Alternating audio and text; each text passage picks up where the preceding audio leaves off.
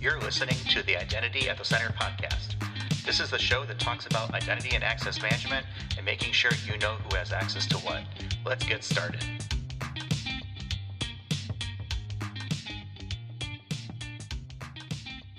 Welcome to the Identity at the Center podcast. I'm Jeff, and there is no Jim this week. He and I were supposed to co-present at the FIDO Alliance Authenticate 2021 conference this week in Seattle. Unfortunately, he was unable to make the trip due to a last-minute illness. So, I am flying solo this week, and I had several conversations with fellow identity professionals around a number of topics. This is conversation number 4 of 5 from the Authenticate 2021 conference. I spoke with Andrew Vitollo, Senior Product Manager at Trusona, about his identity background and the journey towards Passwordless. Thanks in advance for listening, and here is that conversation. So we're here with Andrew Vitollo. He's a Senior Product Manager at Trusona. Welcome, Andrew. Hey, Jeff. Thanks for having me. Thank you so much for taking the time to join us. I know you've been busy kind of down there in the expo hall and having conversation with folks, but welcome to the show. I think this is an opportunity for us to hear from one of the players in this space and kind of ask some questions around identity. But before we do that, it's tradition around here that when you come on our show, we want to understand what's your identity origin story. So how did you get into identity? Is it something that you chose, or did it choose you? Oh, yeah, that's a great question. I think it definitely chose me. I think it takes me back to how I got to into computing and technology in general.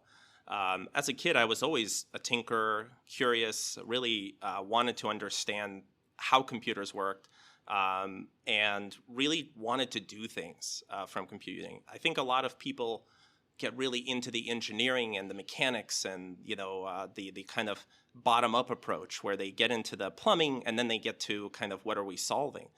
For me, as a kid growing up, I was fascinated by my Windows computer and trying to play all kinds of games from SimCity, Doom, all of those classic games. And what was really interesting is my intention was always to play the games. But it was never my intention to deal with blue screens and bugs and errors and crashes and having a computer that just can't spool up fast enough to be able to play the things I wanted. So I think solving the interest of gaming is what got me exposed to computing and coding and all of those different things. So as I kind of went through my high school career, and I was trying to figure out what do I want to do? What do I want to do? That's the big question that you get. I tried to think about maybe I should combine something that I've been passionate about as a hobby with an actual career and get deeper into things. And at the time when I was in high school, I competed in this marketing club called DECA. And that was like my moment where I really found that I really enjoy talking to people and talking about ideas. And in some ways, because I had some of my computing experience, I was able to have these technical conversations to me that I didn't feel were very technical. But in the audience I was around, it was people were listening. And so I had to make a decision.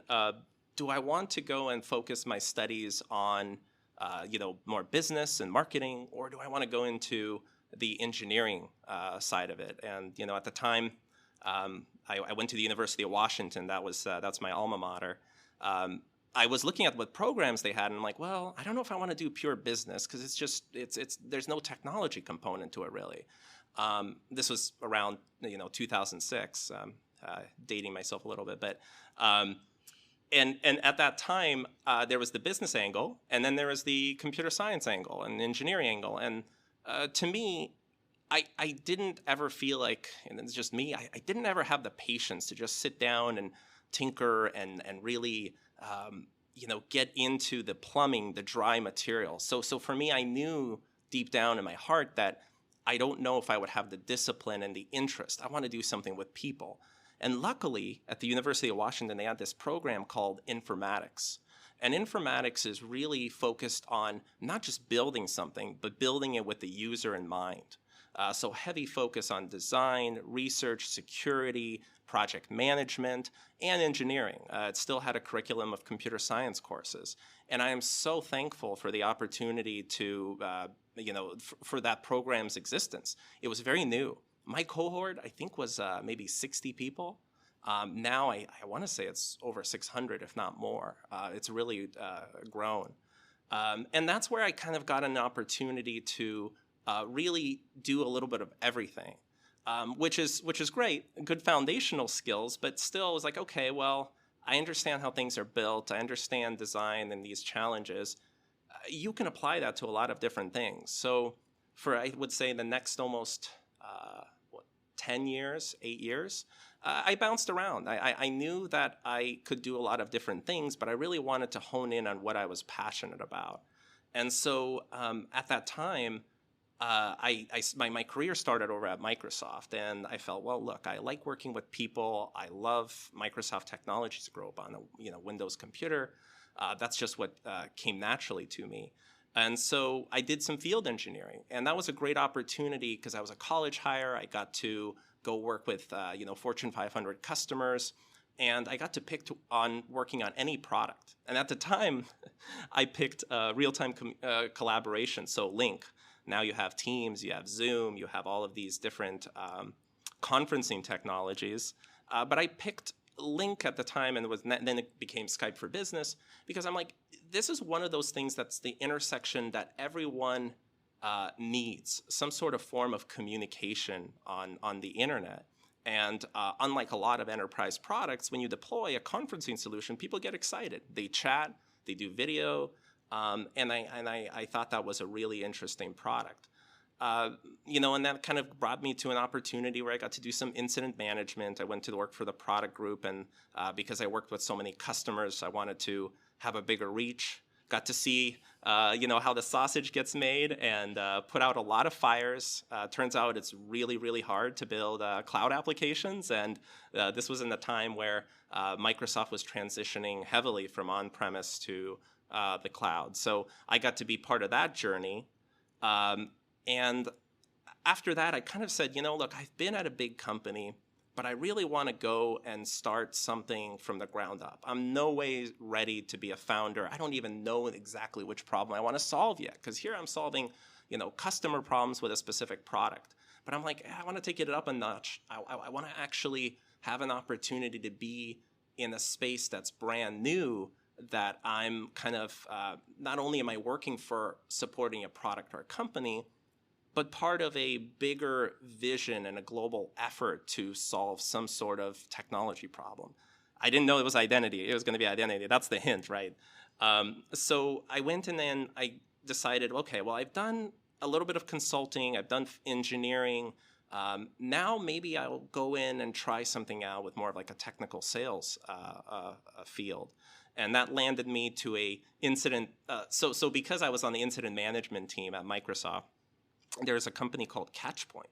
And what they were doing is they're helping organizations identify when they had issues with their infrastructure.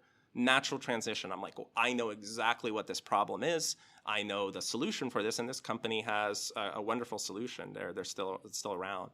And I did that for a while. Again, I felt like, look, I'm solving problems. I'm helping customers, all of those great things.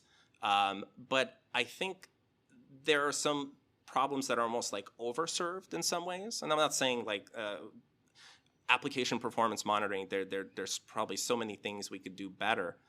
But I saw that security was an increasing problem. And I remember as a kid, these simple things of, just how easy it was to compromise a password, and how most things were not secure when things were on premise. And that's not terrible, because at least we're not all connected, and it's just local to my machine, and we didn't have the internet speeds we have now, and remote attacks were not really as much of an issue. But I actually got good at troubleshooting because of all the viruses I got. Because I don't know if anyone remembers the early days of the internet, but if you didn't stick to the straight and narrow, you are going to most likely get some sort of malware. And, I definitely had moments where I'm like looking for, a game or some sort of cheat codes, whatever I was trying to do. And then next thing you know, I have a virus on my computer. And now I'm learning how to remove that virus. And I'm learning that,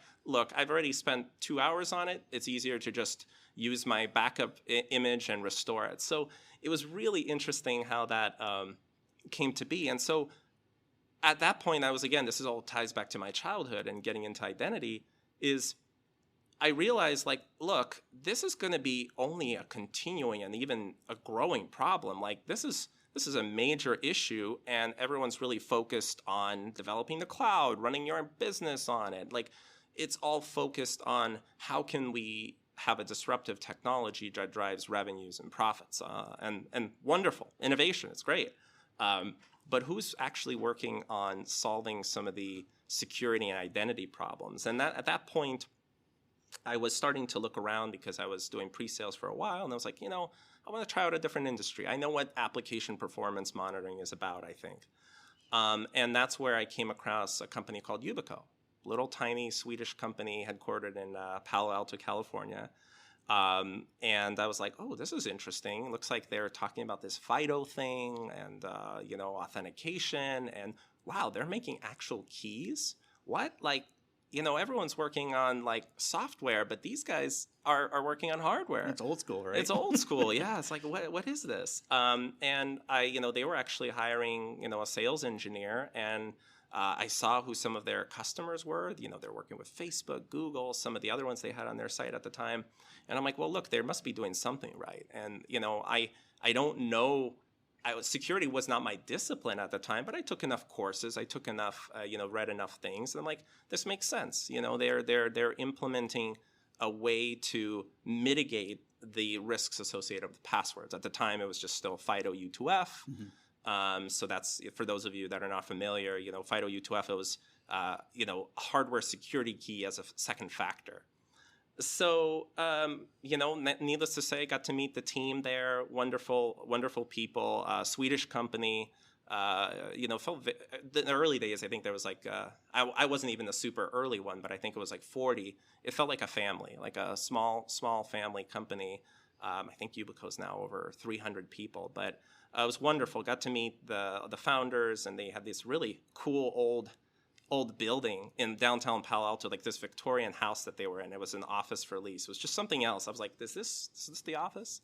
But needless to say, I got to be part of something incredible at Yubico, where I got to see, I got to understand the problems associated with phishing and account takeover, and also see the problem really exponentially grow over my time there. And I got to work with some of the customers there, again, as kind of in like a pre-sales capacity. And, I like to think that we're Yubico and YubiKeys, I guess, in some ways, are securing a lot of organizations out there, the ones that obviously can implement YubiKeys and have the right architecture to make it happen. But it piqued my interest of like, can we do more? Can we do more? I think hardware keys are wonderful, and if anyone's like on the fence and you have things that you want to protect, full to none, using security keys, it's never a wrong choice. Now, whether it's the level of risk, it's all about the level of risk that you're willing to tolerate. But you're never going to make the wrong choice of using that in terms of from just a security perspective. But I felt that there was still something missing of like, well, I thought about myself, to be honest, and I thought about how, do I want to, as a consumer, not as an enterprise customer, do I want to be able to carry my key with me at all times and tap it on the back of my mobile phone and get up from the couch and go, get it, or, leave it in my device when I have one port? I just felt that there's still more we could do to really solve some of the challenges with phishing and identity proofing and all of these different things.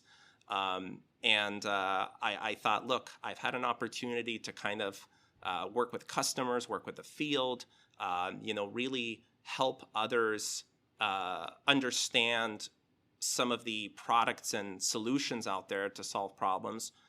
But maybe I'm ready to try to, go into a foray on my own and actually be part of the solution and build something from the ground up, taking all of my experience into account. And so this is the longest answer to your question ever, probably. But I think identity found me because I've always felt I'm one of those people that I could probably do a lot of different things.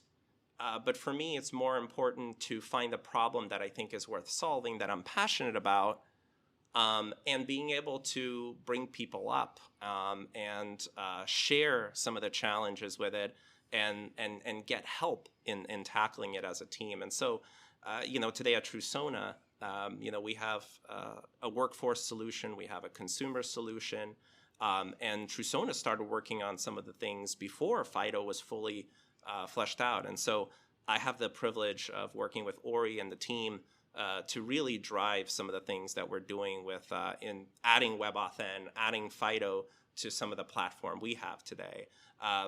But I'll give you one more thought on that and then turn it back over to you. But I think that when we're thinking about, I think this conference we're at, Authenticate 2021, one of the things I was thinking about is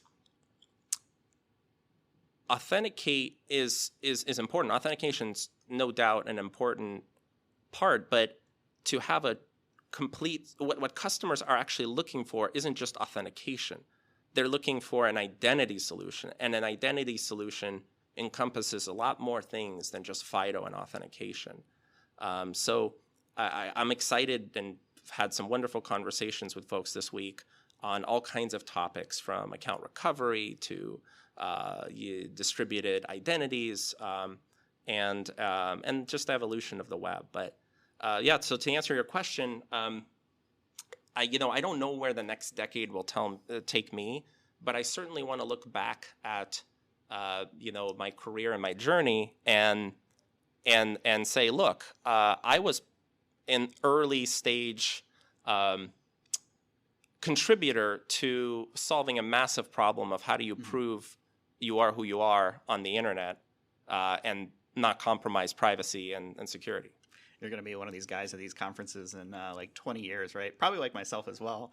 We're like, I was there when we had, so-and-so, before there was electricity, et cetera. I find it interesting, your background in learning on computers is actually very similar to mine. I feel like we're kindred spirits in that, I wanted to play computer games, and credit to my father. He's like, well, if you want to play the game, you got to learn how to use a computer. So I remember doing everything I possibly could to figure out how to load Wing Commander. I love that game. Yeah, on my 386 SX, processor computer way back in the day, and it took like 8 hours to load with all the disks and disk copying. And I'll never forget like getting it loaded, and then I go to start it, and Visa driver error. And this is before easy right. Graphics drivers, stuff like that. So I troubleshoot that, and then I finally get in the game, and it's 1 frames per second. I'm like, this is just a terrible experience. And then learning computers that way. So shout out to all my fellow gamers out there who that's how they learned computers. Certainly, it's served I think both of us very well. You're now with Trusona. I guess for those who are not familiar with what Trusona does, and we don't want to make this a commercial, obviously, but maybe spend 30 seconds or a minute explaining what is the problem that Trusona tries to fill, and then we can go from there. Yeah, absolutely. So Trusona is, when you say Trusona, it's a combination of true persona.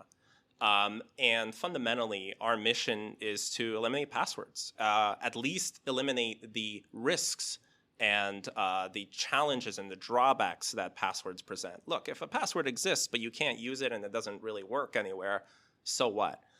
So I think the first step is mitigating the drawbacks of passwords and then eventually eliminating them. So that's our core vision and mission that Ori set forth. But what we do is we offer all kinds of integrations and solutions to help customers adopt a passwordless solution. We have the Trusona mobile app that you can just use. You get a notification, and then you use your biometric to be able to prove you are who you are. We also have a FIDO solution. Recently, some of the things that we're working on is actually using a proxy to be able to upgrade an existing application to give you passwordless authentication and login. So you're not having to go and rip and replace and add an SDK.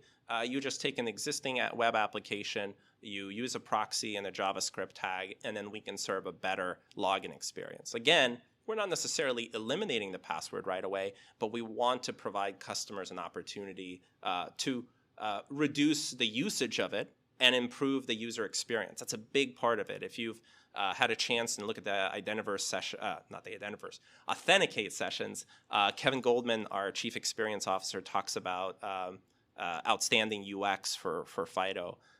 We believe that it's not just about the engineering. We got to make it really usable, and that falls into my background, as you heard, quite well. I'm pretty excited about that. Yeah, that usability is important. I think, what are some of the identity challenges that you deal with on a daily basis? Ooh, yeah, where to start? I guess pick one or two. Pick one or two. Like, what are the things that customers are coming up with and saying, okay, that's something we definitely need to solve for? I'll answer it this way, and then maybe as I think about it, I'll circle back on this. But I think what I've identified, and I think you said it right, customers are looking for an identity solution, not necessarily a password solution. What do I mean by that? What I mean by that is, we're talking about passwordless authentication. A lot of our marketing, you'll see that, we're providing a passwordless solution. Well, customers are all about that. They're like, yes, get me off of passwords like today. But the reality of when they say that they want to eliminate passwords, they're actually asking for a lot more than that. Yeah, it's really hard. It's really hard because applications like, we talked about our old gaming backgrounds, like applications were designed for one thing, username and password. Still today, you start a web application, what's one thing that most developers are going to do? They're going to start with adding support for a username and password and having some sort of database. So I think the biggest identity challenges we have is just the fact that there's so many of them.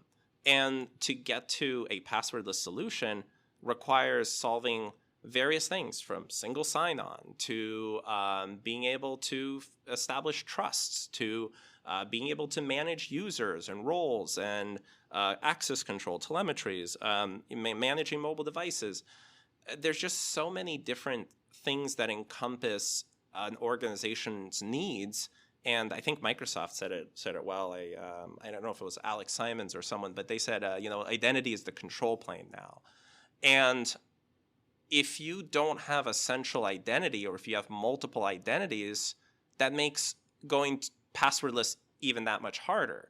So a lot of times when our customers start with, looking for a passwordless solution, the first question we always ask is like, what is your identity provider? What is your source of truth for identity?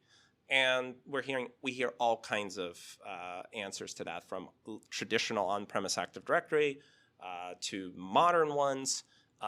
And sometimes it's a matter of, well, we want to do something different than what's natively offered in a platform, or we have this, we don't really have a good answer for what our central identity is, but we want passwordless. And then we have to have a conversation of like, well, we should probably figure out your overall architecture first and then figure out where we can inject ourselves. So I think there's all kinds of problems there, but I think the biggest problem in that I see is customers' expectations of what they want and what any vendor can actually deliver. It takes a wide effort to really deliver on that, and we're working on that, right? Like there's all kinds of vendors out there that can support a journey to passwordless, but to really cover every aspect, especially like a big enterprise needs, it's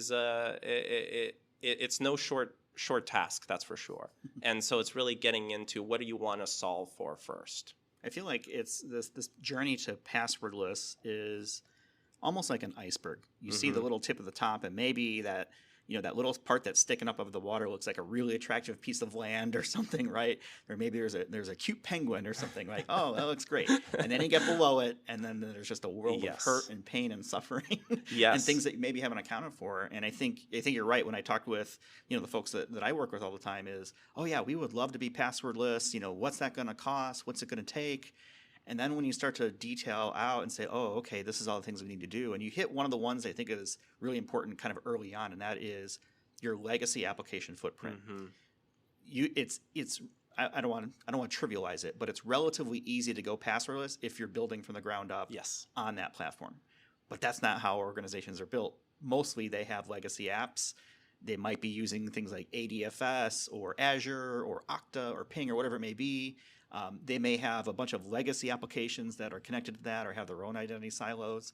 So then the challenge becomes, okay, well, do we passwordless all those apps? Do we triage the ones that are important? And you end up in this weird state where this thing's passwordless, this other thing isn't, those sorts of things. So I find it interesting that you kind of brought that up as well, because I think that's usually one of the stumbling blocks that I think a lot of organizations face is, okay, how do we catalog, inventory, triage?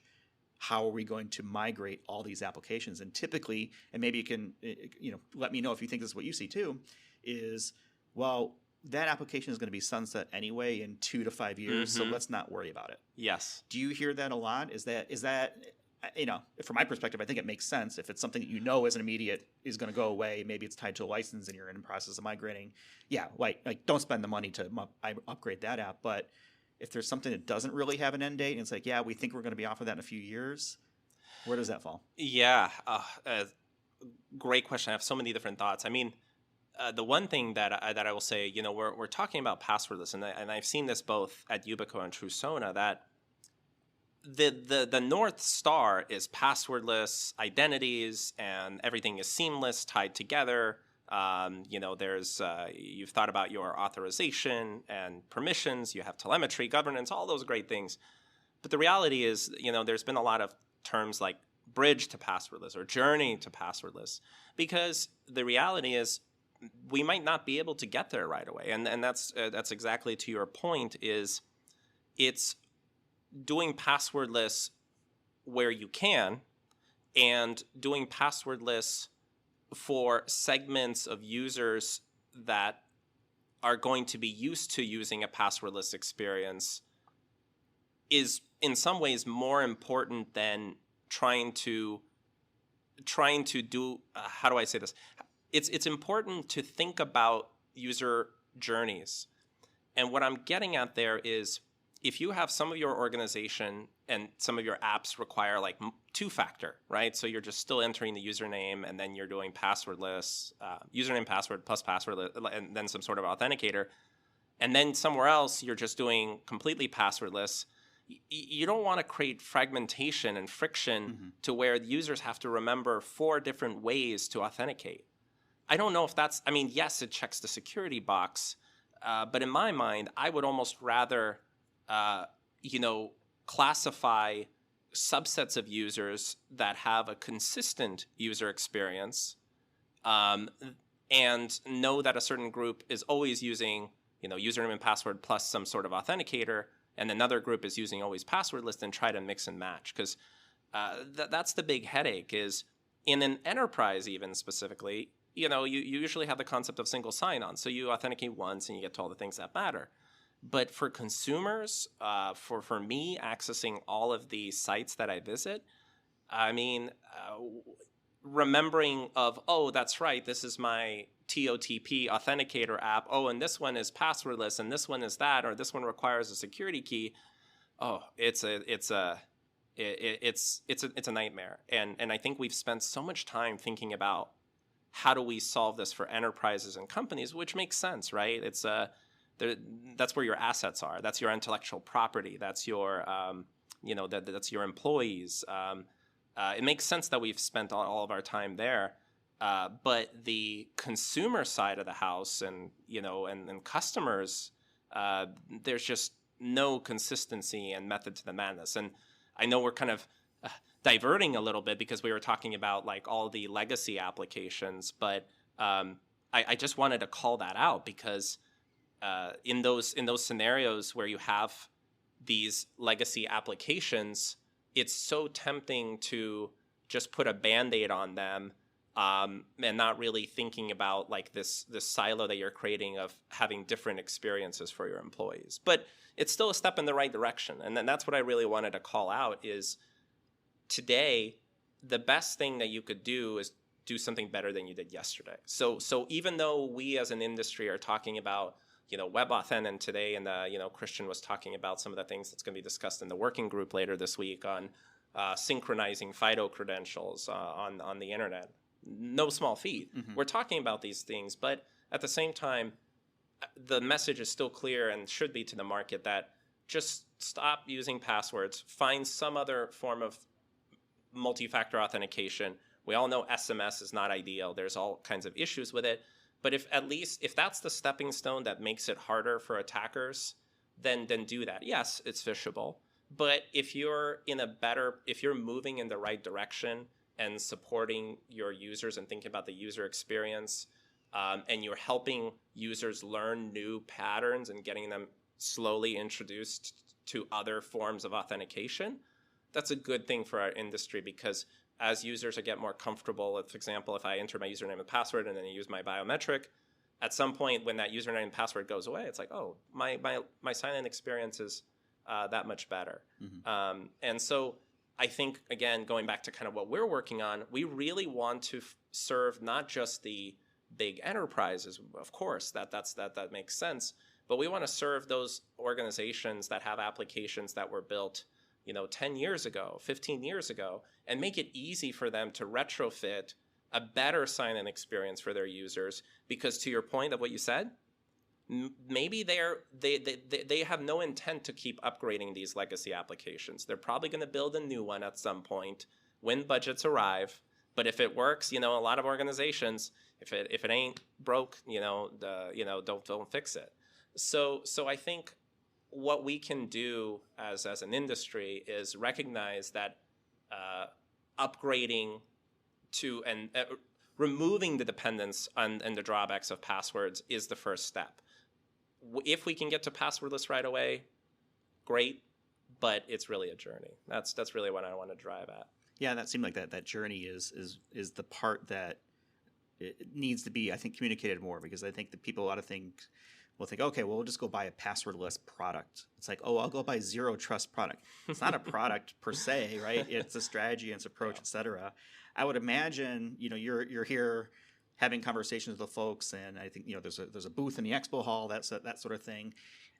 Any interesting conversations that you've been a part of that, I guess, that you're able to share, right? Yeah. That you might want to bring out to the table here?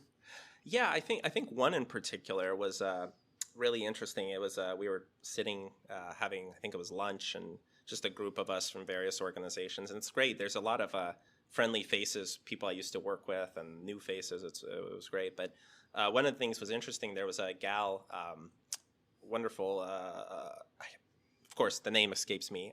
We'll protect the innocent. We'll protect the innocent, exactly. Yeah, but she was with and I'm not going to mention which company because I didn't ask for permission.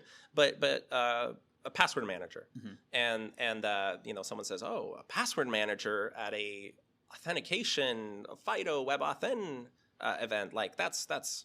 We're trying to kill you. Yeah. and it was a really interesting thing to hear that perspective, because I actually have a little bit of a different take. I was like, oh, well, it makes sense, because on the one hand, you can make a case, well, password managers, now you're putting all your eggs into one basket and you're further encouraging the use of passwords and whatnot. But from my perspective, that's still a step in the right direction. I mean, I still talk to some of my friends and family and colleagues that, like, the minimum thing you can do, if you're not doing multi-factor authentication, at least use a password manager. And I think password managers actually could be in a wonderful position for us to help users get off of using, just passwords to begin with, mm-hmm. Because they still help us with a key problem, rotating passwords. Making them unique, mm-hmm. making them easy to manage, that you're not writing them down, reusing things. So in my mind, I think password managers, and again, I'm not a product manager for a password manager company, but I think there's an opportunity to say, okay, now that we know the things that are important to you, now that we know, here's your database, how can we help to get you from using passwords to something else? Mm-hmm. And I mean, I think the market, there's a reason some of the password managers have received a lot of funding and attention recently, because I do think that just like where we have identities for enterprises, for consumers, those are a list of identities. And I think that password managers should absolutely be part of the conversation and should be thinking about how they're going to help consumers get to a passwordless world. They have an opportunity to delight customers. It's just their approach to it is another stepping stone. For us, we just want to go, hey, right from the one that you were writing down, and I love mom, or password 1234, right to second factor, and then from there to passwordless. But I think they're just helping those that are not in our space just do something better and not have to remember all of those things. Now, you still have to use you have to have it installed. It has to autofill. There's still problems with that. What happens if a password manager gets breached? Yes, but overall, I think it's still a step in the right direction. So it was just a really interesting dialogue that we brought up, and I think certainly shaped a lot of minds when we had that conversation.